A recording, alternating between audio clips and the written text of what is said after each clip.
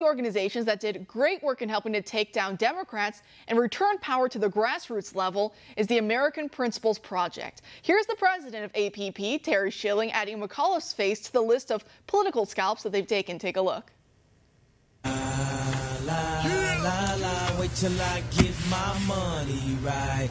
I had a dream I could buy my way to heaven. When I awoke, I spent that on a necklace. I told God I'll be back in a second. Man, it's so hard not to act reckless. To whom much is given, much is tested. And joining me now to discuss is John Schwepp, the Director of Policy and Government Affairs for the American Principles Project. Thanks for being here tonight, John. Hey, thanks for having me, Kara. Great, so big night in Virginia. Congrats. Tell us about that wall that we just saw. It kind of reminds me almost of the Project Veritas Retracto wall, where they put up all the retractions they get from the lamestream corporate media to publish.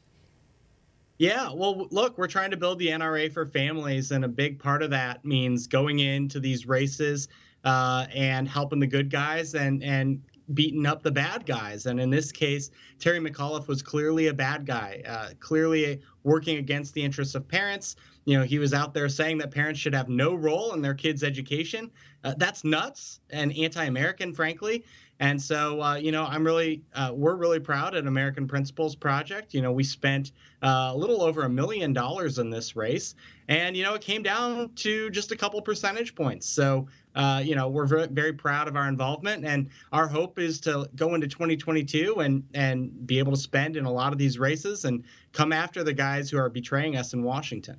And you think that the Republican Party, the more establishment rhinos of the Republican Party, that the takeaway they should have from this race is that taking on the culture war head on, that truly is a winning message, because for so long they've told us, oh, that's just the sideshow. Don't pay attention to that kind of stuff. But do you think that this really proves decisively that this is the path Republicans at large should be taking?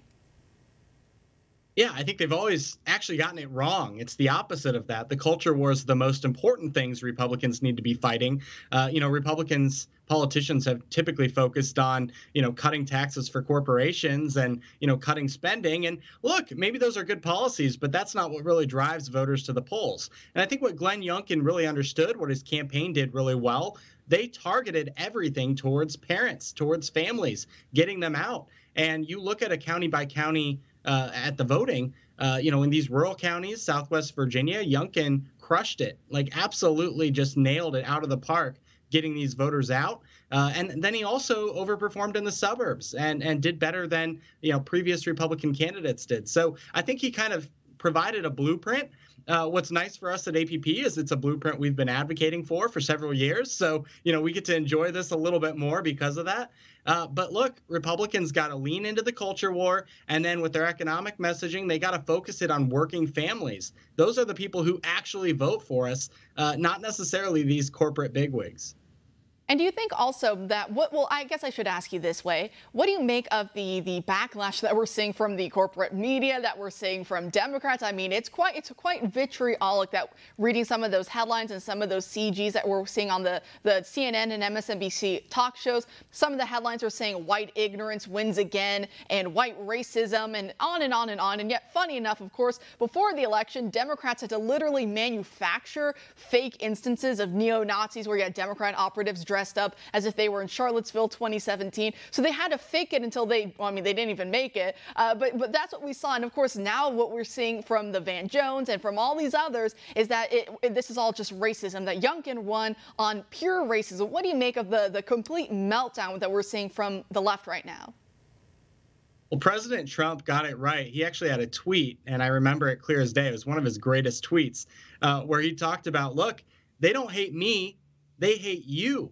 I'm just standing in the way. And I think that's very true. I think people are seeing that more and more. The elites in this country, the ruling class, they truly do hate the American people. That's what this comes down to. That's why, you know, they can't explain their own, you know, inability to win an election any other way than to deride the American people as evil, as racist, et cetera. And so, you know, I think that helps the Republicans long term. The Democrats aren't going to win very many elections running on, you know, how bad the American people are. You know, unfortunately, in 2020, I think people were distracted a bit and didn't quite realize that Joe Biden represented this really nasty wing of the Democratic Party. But I think they've figured it out, and that's what the swing in Virginia means. I mean, look, here's the thing. This was a D+10 state. Like, Biden won it by 10 points. We had no business winning this state. And for Glenn Youngkin to come out and do that, it's a real testament to what's about to happen across the country.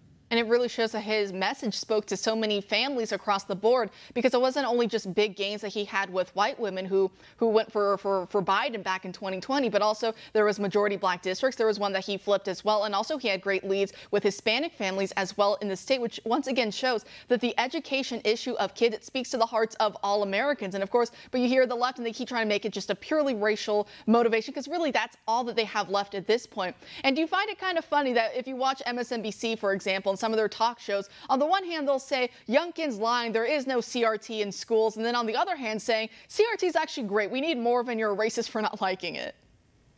Yeah, look, when you lie all the time, it's really hard to keep all the lies straight. I think that's a big part of the problem for them. But, you know, this race hustling stuff, it's not working anymore. I think it's really not working with black people, with Hispanic people, because ultimately it's a distraction from the fact that the Democrats have become the pro-corporate party, the pro-institution party, the party that wants to separate you from your money and, frankly, help the rich and powerful. We're about to get to this, but help frankly, globalists.